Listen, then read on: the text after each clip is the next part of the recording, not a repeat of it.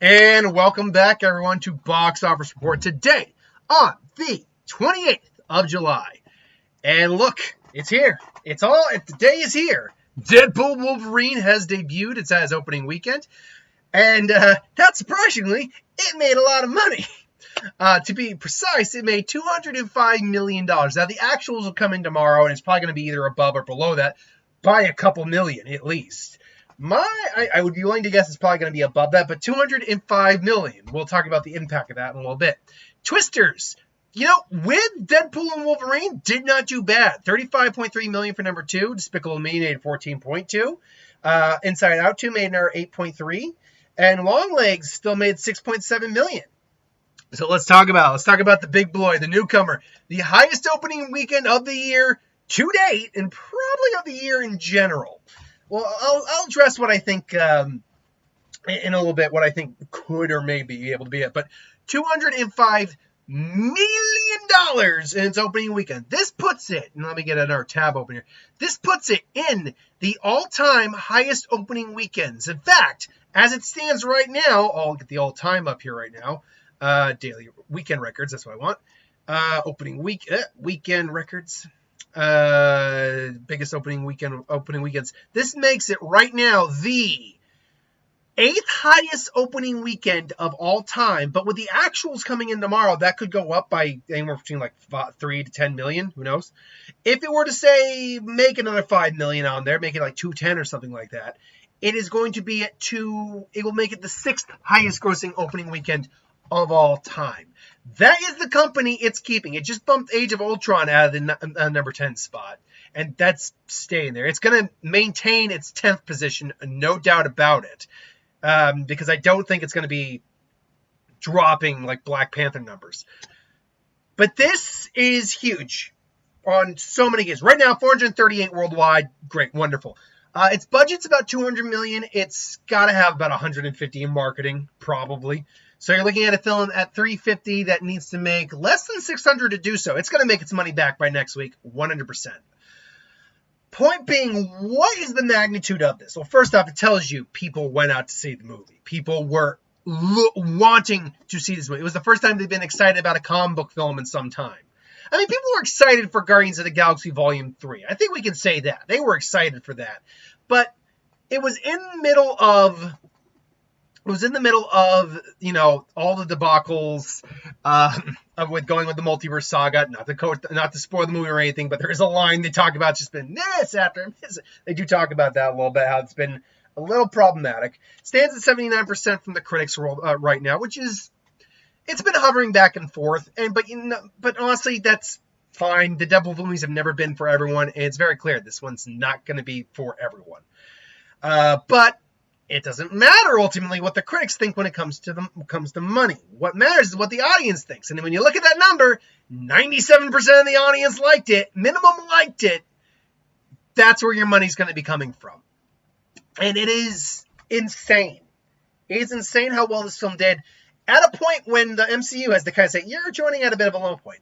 We are at probably the lowest point of the MCU's history right now. And it's amazing. I heard someone say it best. It's amazing how the low point of the MCU would still be the high point for a lot of other studios. That's the kind of role the MCU has been on in its career. But look, it is right now the 8th highest opening weekend of all time. It could easily get the 6th spot when tomorrow's actuals come in. It stands right now worldwide on its opening weekend. Think about this. On its opening weekend, it is already the 6th highest grossing film of the year.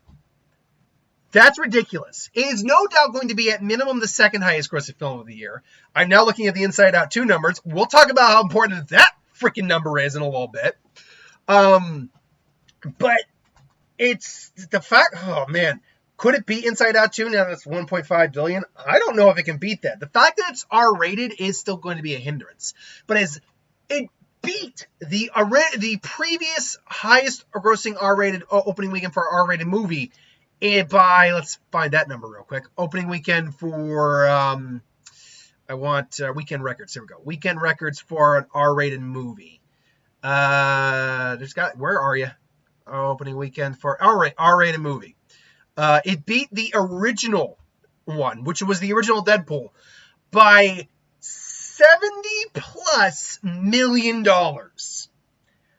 Should also note, look at this fact, folks. The three highest grossing opening weekends for an R-rated movie are all three of the Deadpools. So, just facts. And look, when it comes to R-rated films, it's kind of like the Endgame record. I don't know if that record for an R-rated film is ever going to be beaten. Ever. Because Deadpool and Wolverine was kind of the film we needed. It's not taking itself too seriously, although it certainly has a serious tone a serious underscore to it. They do take what's going on in the movie seriously. There are dramatic moments, all that, but it's a movie that is fun. It is so much fun, and it's something we've wanted to see for comic book movies for a while. It's a movie that the audience as a whole seems to be in agreement of. This is awesome. We love this. Hugh Jackman's back. Deadpool's back. It's R-rated. There's gore. There's cameos. It is freaking great. And the audience voted with their money on that. It is. And now, again, the one thing that's going to hinder this thing long term is the R rating. That is going to hinder it long term. Like, I fully believe this will hit $1 billion. I do fully believe that. 100%. I have very little reason to not think that. As someone did ask me, by the way, when I did my Q&A a while back, do I think it will beat the domestic box office for Passion of the Christ? And that's actually a good question. What is the Passion of the Christ, let's see here, R-rated, let's see here, not opening, I don't want opening, I want all-time overall. What is Passion of the Christ's opening, all-time record? So it is the highest grossing domestic box office R-rated film at $370 million. Well, in just the opening weekend, Deadpool and Wolverine have made over 50% of that. Not to mention that right now in the first opening weekend, or first week past the opening weekend, you're going to be looking at double-digit day-to-day numbers. So for this film to basically beat this, become the highest grossing film domestically, R-rated film domestically, it really just has to do 165, and look, that's doable, baby. Right now, that's 100% doable, because when we look at next week's box office, obviously it's going to be number one again next week. The question is going to be, what's the drop-off going to be? Now, normally with these big front-heavy films, the drop-off is easily in the high 50s, low 60s, and that's normal. But every once in a while, you get a film that's not the case. You look at just Inside Out 2 recently. It did that. It did nuts numbers in its second weekend. It did over 100 million in its second weekend when it still made 150 million. It took only a 30% drop. Now, I do think this is going to take a bigger drop. But the fact that, people were loving the film. It's got rewatchability. It's got that cheer factors to it. There's nothing strong coming out this week to contend with it. Trap's coming out, and Harold and the Magic Crayon is coming out. Neither of those are going to be hurting it. Trap might do okay. I don't think Trap will do bad or anything. It's probably not made it a lot. And then the following week, let's actually just keep going through this. We got Borderlands, which isn't tracking very high. Cuckoo, and it ends with us. Nothing that's really going to be hurting it at all. And then I think Alien Romulus comes out the following week. Now, Alien Romulus is tracking for a $50+ million opening. So that will probably be the thing that dethrones Deadpool from the number one spot. But, yeah, honestly, right now, the sky's the limit. I would not be surprised to see between 40 and 50% drop next week. Just because rewatchability, and we've wanted this from comic book movies. We have been wanting this for a while. Something that we can all just go in and have so much fun with and enjoy and go, yeah! And actually get us excited for the next MCU film. That's the biggest thing that has been one of the biggest problems with the MCU as of late. Well, I have enjoyed, even the Marvels. I've been able to find enjoyment in all of the MCU films. I have. I like the Eternals. I actually like a lot more than I think a lot of other people do. I think the Marvels, I actually like the Marvels more than the original Captain Marvel, to be honest. Iron Man 2 isn't amazing, but all the lower quality films.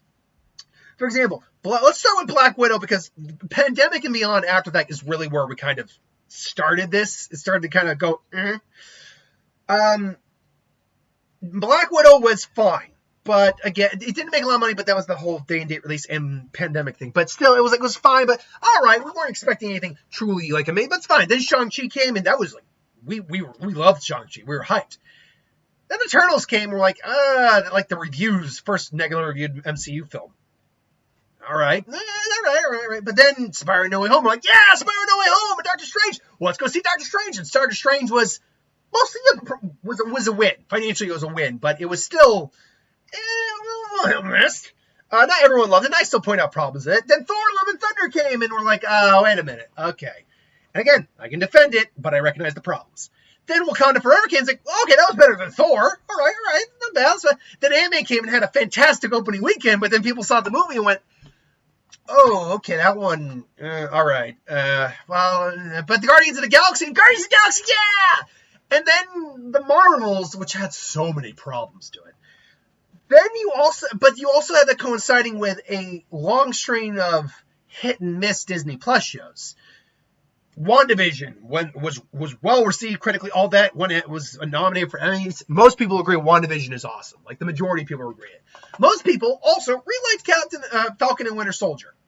All right. And then Loki came, and most people really liked Loki. Then Hawkeye came, and that's when it started to kind of go like, well, wait, what? Okay. Now, Loki also, I should note, did get a little weird, and some people kind of pointed out, it's like, this is getting a little weird even for Marvel. But then Hawkeye came, it's like, okay, not the greatest. But then Moon Knight came, we're like, I liked Moon Knight, but didn't get the best reviews. Then this Miss Marvel came, and it was beloved. Miss Marvel was beloved. It didn't get the best viewing. That's because you started to see the hit and miss factors that coming in. You had the What Ifs. Then you had Secret Invasion. Oh, Secret Invasion. So you had Secret Invasion. Then you had Echo. What was the most recent Disney Plus show, Marvel show, by the way? I'm actually blanking on what the most recent Marvel show was. Because we had The Acolyte come out this year, which, oof. The Acolyte, oof. Yeah, I'm actually blanking on what the most recent Marvel show was. Was it Echo? Was it Echo? I think it was Echo. Now we got Agatha All Along coming out, which looking good. Prey. So I think you had two coinciding. And She-Hulk. How was I forgetting She-Hulk? Which that one really put a pedal on the momentum. Like that one, me and my girlfriend were talking about. We were defending we're talking about how we like She-Hulk. We overall did like it, but the more we talked about, we're like, oh yeah, that's a good point. I always bring things up. I was like, yeah, that's a good point. That's a good point. It's like, yeah, there's just was not a very well written show and had a lot of the problems to it. So it's important that we finally get a film and just a property that everyone can go and agree, like, yes, and that can get us excited for the next MCU thing. That can make us look forward to it. Now, as a lot of people have been asking, is the MCU saved? Is he truly Marvel Jesus? No. Look, one movie doesn't do it. One movie doesn't save an entire franchise, especially the one this big. What it does do, though, is it reignites the excitement for the fan base. It gets us back into being interested. And they put the Captain America trailer in front of it. That's a good trailer, by the way. That is a good trailer. So they put the Captain America trailer in there. And that's a good trailer. And it's got Harrison Ford and Anthony Mackie's back showing the Red Hulk. Like, people, and, it gets you more excited again. So what Deadpool and Wolverine has ultimately done is it hasn't saved the MCU. It is a welcome win. It is absolutely something they needed to revitalize the excitement. Not everyone's going to be revitalized. And look, one win does not mean you're back on track. Two wins is the beginning of a pattern. 3 wins, now you're on a streak. They don't just need Wolverine and Deadpool to be good. Deadpool and Wolverine to be good. They need this to be great. They need Captain America, New World Order to be minimum good. And then they need Thunderbolts to be good. You get those 3 in a row, you get the critics on board, you get the audience on board, and you make like at least $600 to $700+ million. You will now be back, I think, back in form. Now you're starting to get your momentum back. We're going to have to wait and see what the long term for Deadpool and Wolverine is going to be and what the long term for Marvel is going to be. But is all this good? 100 effing % it's good. Highest opening weekend of the year. Highest R-rated opening weekend of all time. 8th highest opening weekend of all time. And currently the 6th highest opening grossing film of the year in its opening weekend. There is, and actually I didn't even check July. I think this makes it the highest opening weekend in July too. One second, all time. Weekend, I believe, this is the highest opening July box office of all time. Yes, it is. It beat, I think it was Lion King? Yeah, it beat Lion King by about $20 million. Oh no, about $14 million. It beat Lion King out. So it is the highest grossing opening weekend in July's history, in all Julys. And again, that July record might be beaten, but I don't see the R-rated opening weekend record being beaten. I think there still can be plenty of $100+ million R-rated films out there, absolutely. I just don't think you're going to see something beat 205 million as an R rating. So, god damn, this is a fantastic win, and it is right around where I predicted, by the way. I averaged it out to 210, but I predicted between 200 and 220, and it came in right where I thought. So, fantastic. So good. So good. I love this movie, by the way. I absolutely loved it. And at 350, by the way, like I said, it has to hit about 225 to break even. It's going to do that. I don't know if he'll do that by tomorrow. It's going to do that in a couple days. Easy. So, yeah. But it's not the only film doing well. Twisters only took a mid 50% drop. Due to the fact that Deadpool and Wolverine was coming out, that's an impressive drop. That is. And it goes to show that this film also was well received. It has got legs. People liked Glenn Powell in this.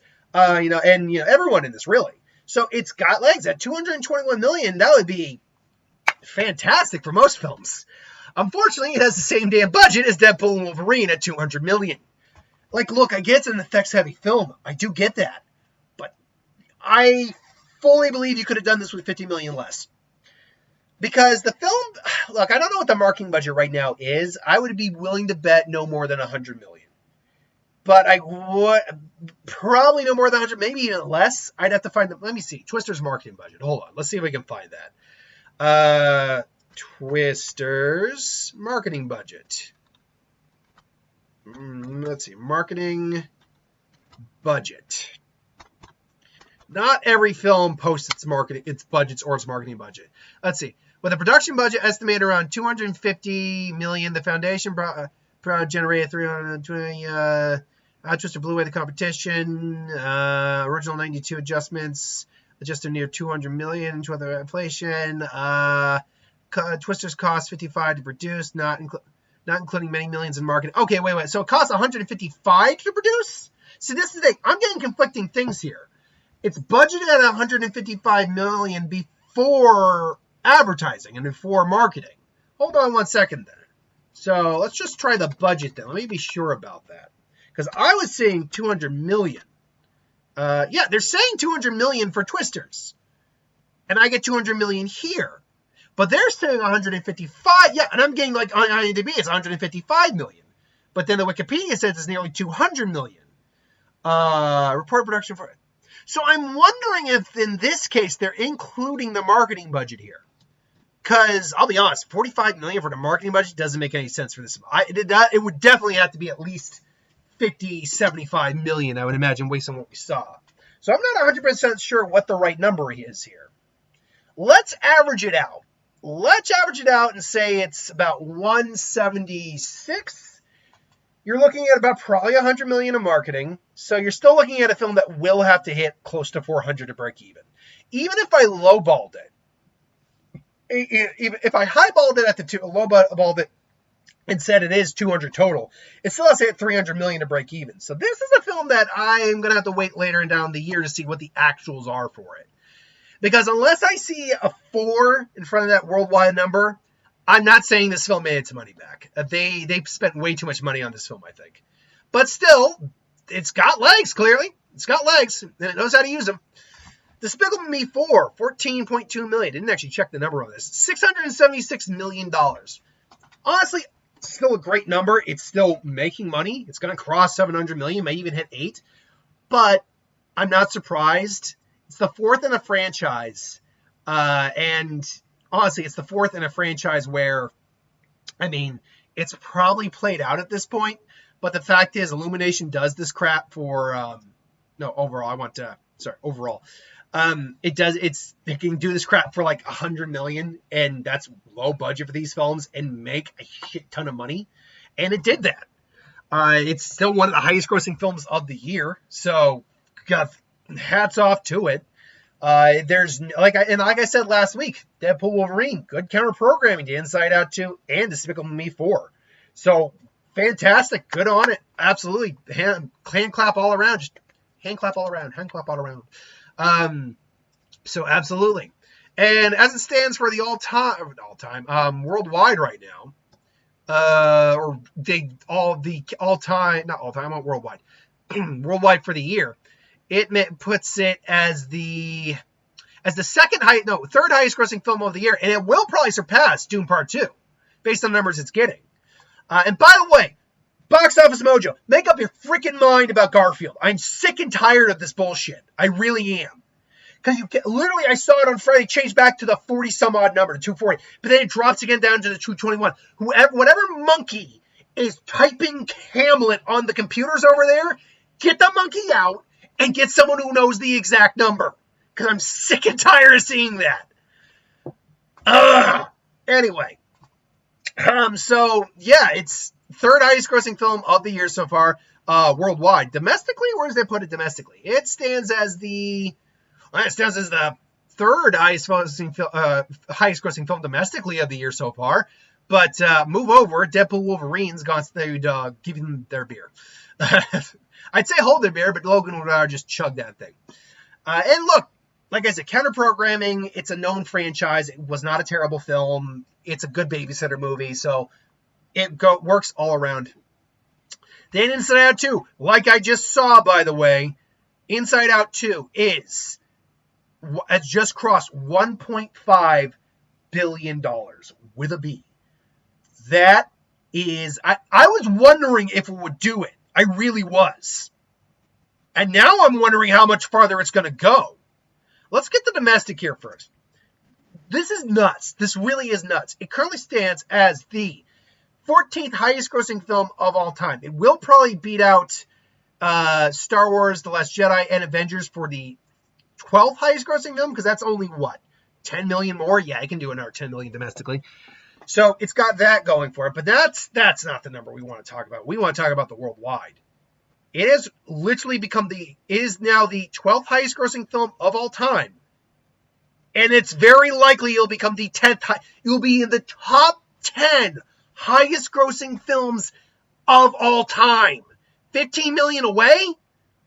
It can do that. It can do that. And that's without adjustments coming in. The fact no one saw this coming. Not one person saw this coming. I didn't see it coming.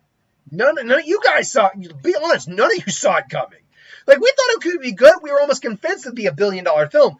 It's about to become the 10th highest grossing film of all time. That speaks to the quality of the film, the rewatchability, the fact that, we've had a lot of films come out this year, but, the fact that people want to keep going back to see it. And it also shows studios, Disney, Paramount, WB, all of you, what an actual theatrical window does. I need to hammer in the point to the one idiot who's at his job at Disney right now, looking out and saying, "Oh, Deadpool, let's talk about watch it." Now, to you, the one fool who actually watches me, who works at Disney or whatever, or any of these studios. Why do you think a 30-day window, 45-day window is a good thing? Why do you think that? Your streaming services don't make money that way. You've established, it's been established, you've seen this, that Netflix is only recently, after, how many years have they been around? 15 to 20? Give or take? That only now are they starting to reach a profit, because they were losing billions every year. You guys are losing money practically every year because of the churn, because of pricing, because you're stupid with quality, all that. You make one movie alone makes more, like one of these movies, Inside Out 2, has legitimately made more money by a long margin than Disney Plus makes in 1 year. And it's still making money. And Deadpool and Wolverine is going to rake you in another tasty chunk of money. So why, in God's green earth, do you think it is so smart to be doing a 45 day release window before you put it on streaming? Guess what? Your streaming era is not the era you thought it was. It is not. People have streaming. Physical media is dying. I don't like it, but it's dying. But guess what? You still make far more money with your movies than you do with streaming. And then guess what? When you do your full release window and make $1.5+ billion, well, you're not actually making that. That's the total they made, but then you talk about gross, so you got to do all of it. Point being, this film is, if I were to do the math real quick, this film is probably made about $600 or $700 million. That's 2 different Marvel projects, which is saying something. But the point being, then when you made all that money and kept it from people for a while, then it goes on streaming. You're like, oh, it's finally out. Remember when you used to do that with DVDs? Remember when that was the thing and you made money on both? That's how you need to do streaming. Like, look, I do think the middle ground option between the 90 and the 30 was actually a 2-month day release, or 2-month release window. I think that was the right middle ground, because I do agree that the streaming, despite everything I said, I do agree that with streaming, you do need to start to maybe adapt your strategies a little bit. I do agree with that to some degree. But not a 30 to 45 day release window. That's suicide. That's not suicide. You clearly other films have made money. But look at all these films that clearly, and I pointed this out again, Fall Guy, Furiosa, If, films that either didn't have, films that clearly only had a limited market to begin with, or films that looked intriguing to people, but they said, well, I got the streaming service going to be out on, so I don't really need to go pay money for it. I'll just wait till it comes on streaming. And then it suffers in the box office. Those films, you give a 60-day release window? Well, now they got to wait 2 months. Now people are like, okay, I do want to see the film, so let's go out and do that. Now, I guarantee you, if we had a 60-day release window, Fall Guy, and I'm just going to use Fall Guy, Furiosa, and If as an example, you would have seen maybe 10 more million on Furiosa, not a lot more, to be honest. But If and Fall Guy, I'm not joking, you might have seen double the amount of money on that release opening weekend. Maybe. Because that extra 15 days is a lot. That's 2 whole weeks. It means something to people. And we know for a fact Inside Out had 100 days. It was given 100 days. So, look, it proves the point. It really does. Anyway, Longlegs made it at $6.7 million. $66 million on a very modest 10 or under budget. So good for it. Quiet Place Day 1, I saw the number 253. I still don't believe I still think it's the lowest grossing in the franchise, but it's still good. Let's actually, I got these numbers here right now. It's currently the 9th highest grossing film of the year. Let's see here. Quiet Place. A Quiet Place. Let's see here. What was the long term of the? Because it's the first one's the most profitable. Made the most, but yeah, 297. So it is still the lowest grossing of them, but it's made on the highest budget, but it still made its money back. So it's at 67 and thinking maybe 50 to 60 in marketing. It made its money back, so it's good. So it's a win for Paramount, which they desperately needed, and then they decided to be stupid and put it on streaming early. So that's your problem. That's your fault. Then Bad Boys Ride Day made another 1.2 million. It's running out. It's pretty much done. It's run. It's got another couple million in the tank. 395 though, almost to 4 million. Might even cross 4 million. So good for it. The Fabulous Four. This is a take on the Fantastic Four. It tells the story of 2 friends who traveled to be bridesmaids in a surprise wedding for the college girlfriend. Okay, whatever. Fly Me to the Moon. Man, that was a flash in the pan, wasn't it? 3690. Yeah, it's only his 3rd week. That was a flash in the pan. Everything else though, Maxine went on to do okay, as far as I know. Kingdom of the Planet of the Apes, 206. It's also pretty done. Everything else is pretty much just vapors in the wind. But we look at those week's box office. What is this overall box office? 54, 62, and then 68, 71. It's close to a $300 million box office this week. That is Can you imagine, by the way, what this film would have done if Marvel was still at a high point? Think about that. It did this when Marvel's probably at its lowest point in its history. If this film had come out during the hype of the Marvel Cinematic Universe, we would be talking about some bigger records being broken. Absolutely. But as it stands, look, this is nothing short of fantastic. So, with Trap and Harold and the Purple Crayon coming out, what does the box office look like next week? Well, I think we can all agree, even if it takes like a 60+% drop, it will be Deadpool and Wolverine next week. I don't think anyone's arguing that. I don't know what the tracking is for Trap or Harold and the Purple Crayon. If I'm going to be honest, I don't think Harold might be in the number 5 next week, but it's going to be low.